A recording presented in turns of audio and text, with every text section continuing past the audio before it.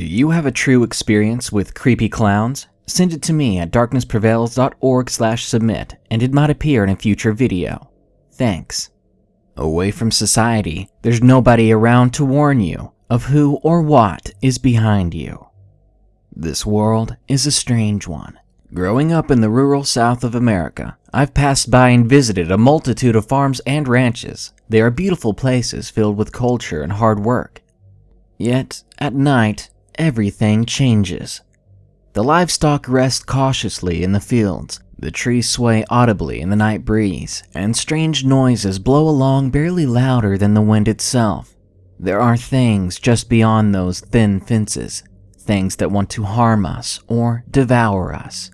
Tonight, I will share with you 5 true farm scary stories. Joining me is Unit 522, so if you like his narration, be sure to check out his channel and subscribe. Now, don't go grabbing those pitchforks, as if they'd be any help at all. Number 1. A Weird Animal, submitted by WTF Leia. This all took place in a small, quiet area of North Wyoming when I was 5. My dad hunted as a hobby and was away quite a bit. While he was away, which was most of the time, my mom took me to her friend's farm. My mom worked at that farm with her friend, and she would always be the one working in the family. This friend she was very close to, and she didn't mind me going around the fields in the back of the farm.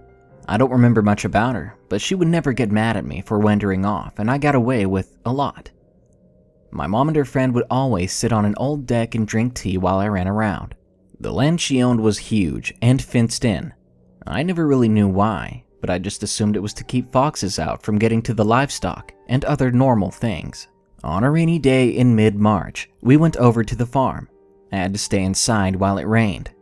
During the time, they both were in the barn taking care of the animals. I was pretty down because I hated the rain and wanted to go play outside.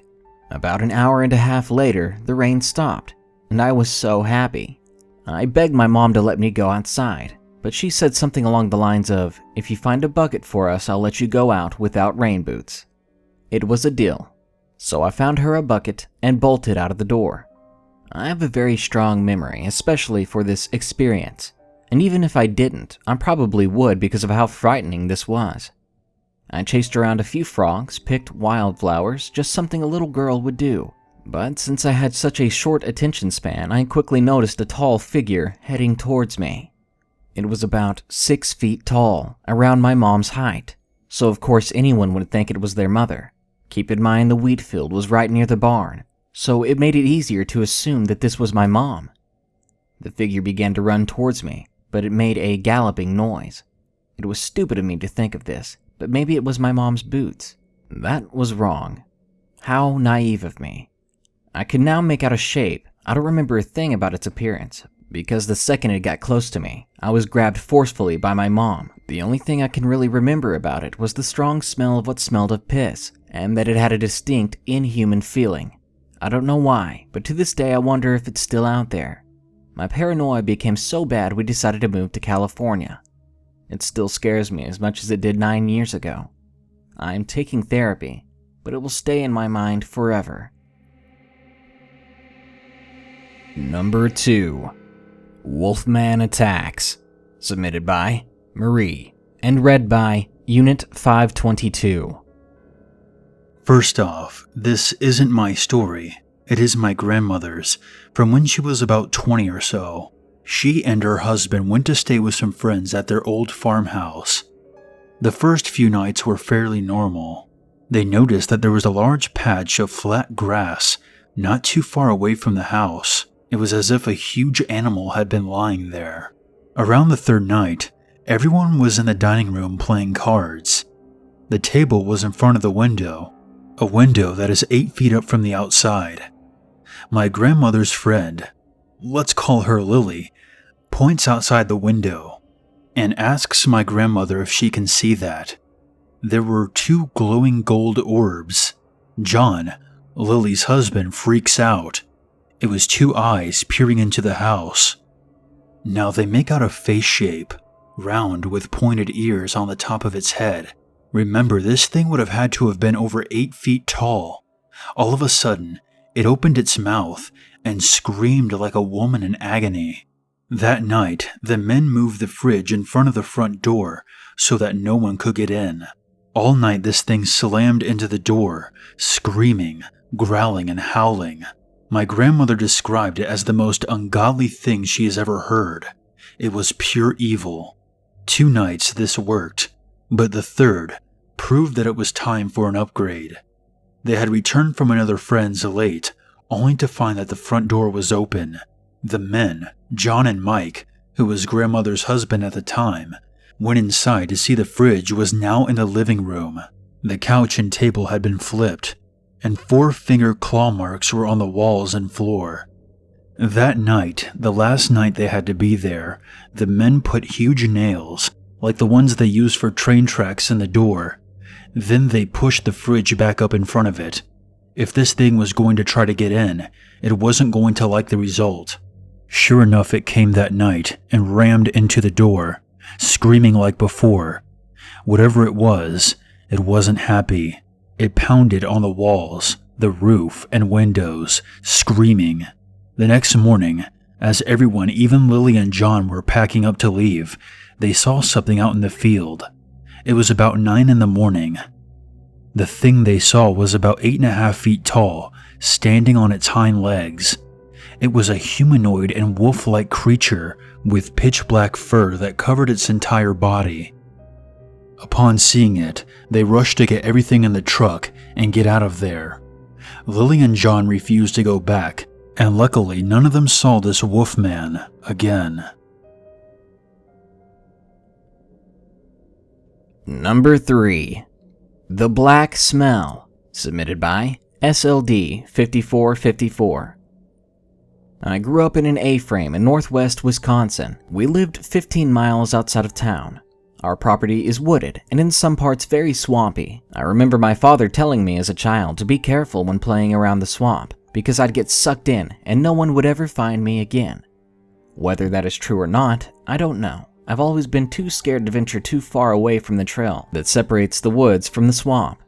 The swamp played a big part in the history of the land, being the dumping grounds for the people around the area until the 1940s when they built the farm and the small farmhouse.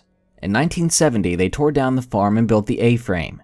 You can dig a hole anywhere on the property and still find things like broken plates, cups, cans, jugs, toilets, bottles, farm implements, stuff of all kinds from the time before. In fact, I can't even imagine what might be in the swamp. Anyway, my story starts out when I was 5 years old. I remember being terrified to go to sleep at night. It was the same thing every night. My mom would put me to bed, and I would sit under my covers and wait. I knew when it would come because of the smell. A sharp smell. A smell I only had ever smelled when it would come around. To me, it smelled like the color black. When it would fill my room and I'd hold my breath and wait, I'd look out my bedroom door, down the hall, to the spiral staircase, and sure enough, the black figure would come down the steps. The steps were made of metal and would shake as it walked. I thought of the shaking sounds as musical during the day, but at night I'd come to dread that sound. It would walk down heavily until it would reach the bottom step, and then it would cross the small hallway into the laundry room. It never went back up the steps, but every night the same routine.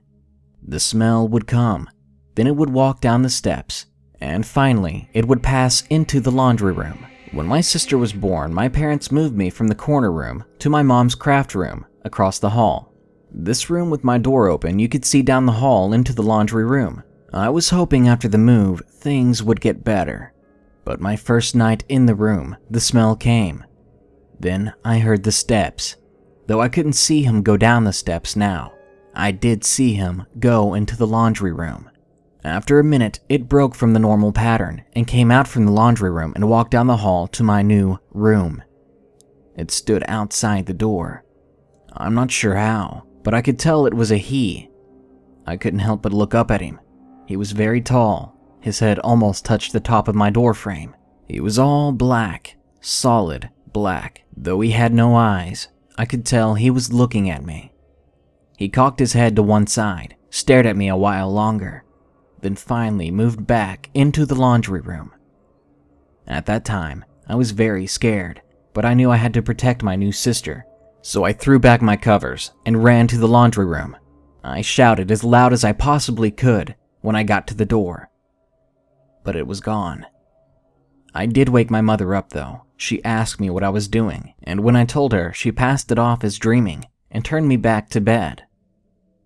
After that, it all stopped. Years went by without anything happening. Then one day I was a sophomore in college.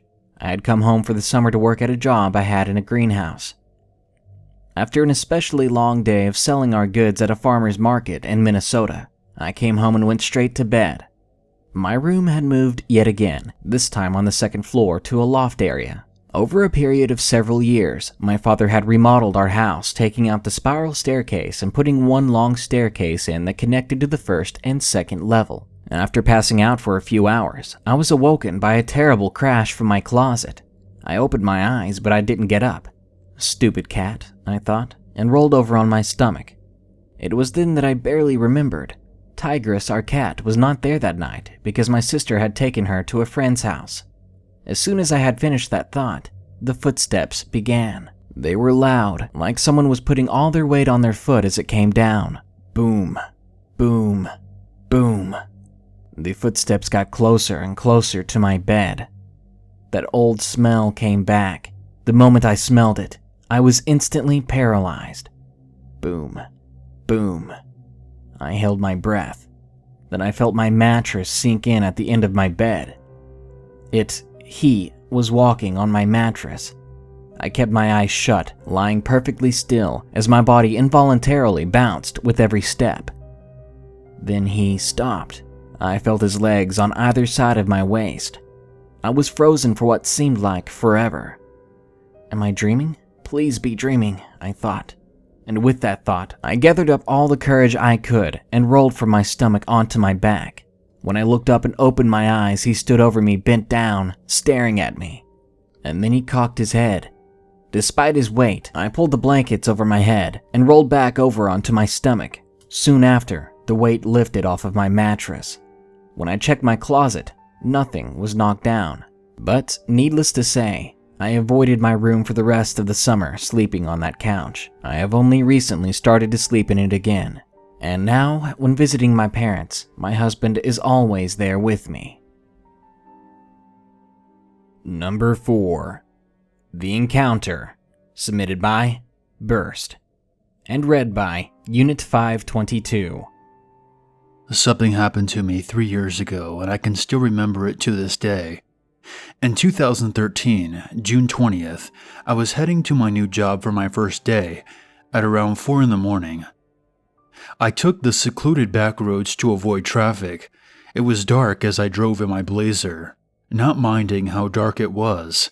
I stopped at a stop sign and looked over to my left to see some farmlands. A blue light in the sky was giving them a luminescence. At first, I just shrugged it off and thought it was a light pole or something.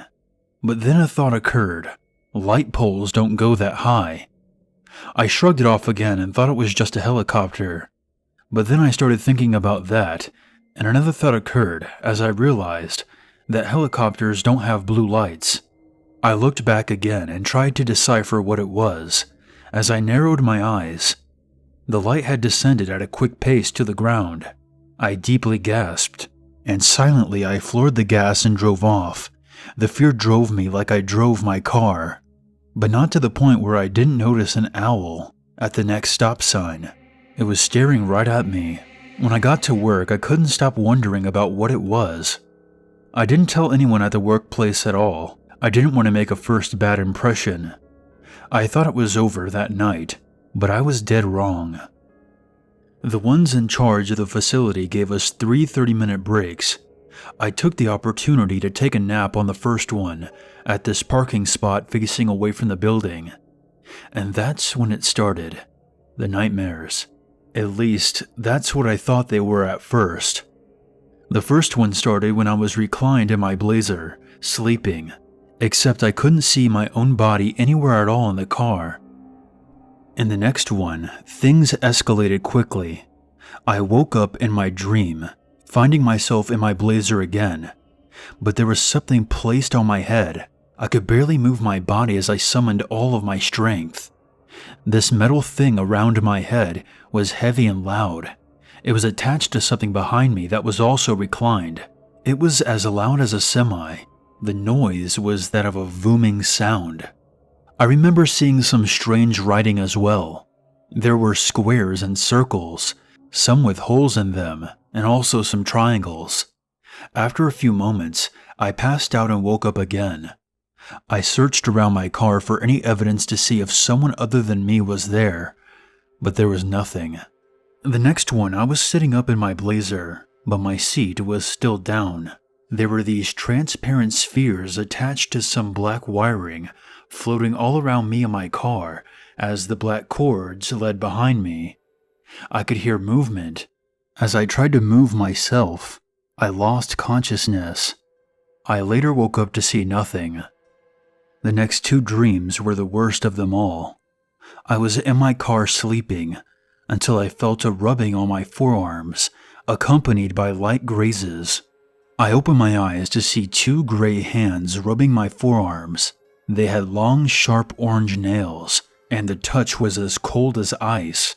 I forced my head to tilt upwards to look into my interior mirror, and that's when I saw it. Those eyes. Those goddamn orange eyes looking right down at me. I watched in absolute horror as this thing was petting me.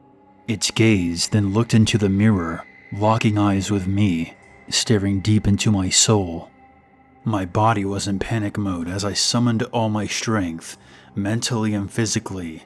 Shaking, I reached for the door handle and opened the door. Before I could scream for help, my mouth shut involuntarily.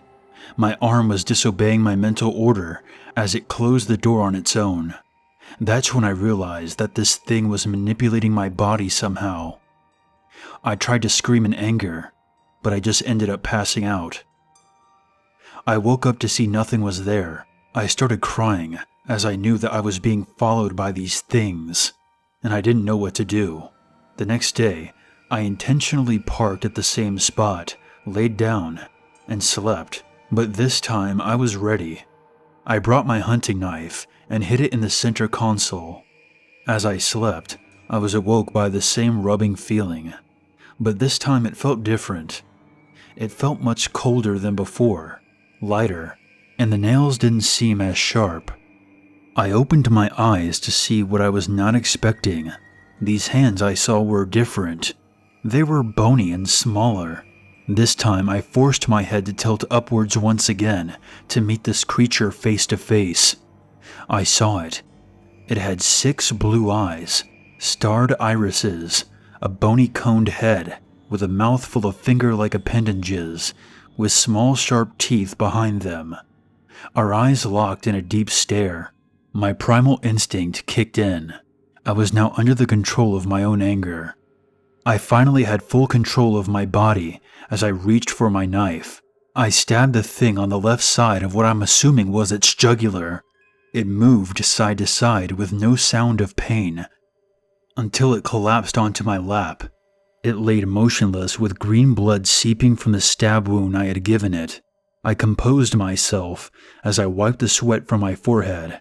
That's when it shook in my lap violently. At that moment, I stabbed it on the other side of its jugular. Once, twice, 3 times. I was ready to land a 4th blow, and that's when my hand stopped on its own. I tried moving it, but with no response. It was stuck halfway in midair, only a few inches away from this alien. My hand then dropped the knife, and once again I blacked out. I woke up to see that the creature and the blood was gone. I looked all over my car, but there was no sign of anything. It was as though it wasn't even there. I sighed in defeat, coming to the conclusion that I just might be crazy. But then I noticed something about my knife. The very tip of it was missing. It wasn't like that before I went to sleep. That alone was proof enough for me. But despite that, I didn't tell anyone. They would think I was just bonkers. 3 years later, I still remember that day. Those 2 faces will be forever scarred in my memory banks. I still wonder to this day if they will come back for me to study or for revenge. Only time will tell. And number 5, The Farmer, submitted by Ethan88. This all happened one night at a campground we stayed at. I'm more of an indoor person, so camping wasn't really my thing. I couldn't stand sitting outside for a full weekend with no internet, but I do like to explore. This happened when I was 13. I wasn't as tall and strong as I am now, but I wasn't a pushover. My friend, let's call him Blake, and I went out to explore like every other kid our age would do if they were bored. First we crossed a river, then some hills, followed by this farm. There weren't any no trespassing signs as we entered. It was so cool, with all this tall grass we could run around in. With it still being around 1 in the afternoon, we decided to play a game. The game went like this. One person had 60 seconds to run off while the other stayed and closed their eyes. After that, the person that ran had to try to get back to base. In this case, that was the gate we jumped to get into the farm, and the person who counted would guard the base and make sure the other person couldn't get back. Anyway, the game started, and I was the one who ran. After 60 seconds, I heard Blake yell, and the game began. I was making my way back when I heard something behind me. I turned toward the noise. It was an older man, but he didn't see me. He yelled, "You kids better get out of here." I was terrified when he walked past me because I saw the shotgun he was holding. I waited for what felt like 30 minutes until I finally took off. I made it back to the gate when Blake jumped out and yelled, "Got you!" I told him what had happened, but before I could finish, the man yelled again, "Hey, stop!" We ran, but as we ran we heard the gunshot, then the sound of bark exploding as something hit a nearby tree. I almost peed myself as I heard it happen. We got back and it was almost 5, and our parents asked us where we were. We were both scared out of our minds and just said we were playing. To this day, I wonder what would have happened if he had seen me sitting right next to him. Trespassing has its own set of dangers with it. Legally, they could shoot you, and with all those warning signs that you probably missed or ignored, you technically had fair warning. But there's no such thing as fair warning when the spirits of the night watch you sleep in your farmhouse, or when the creatures of the woods see you as the easiest prey. Good night. Be sure to like, share, comment, and subscribe if you enjoyed the video. Thanks.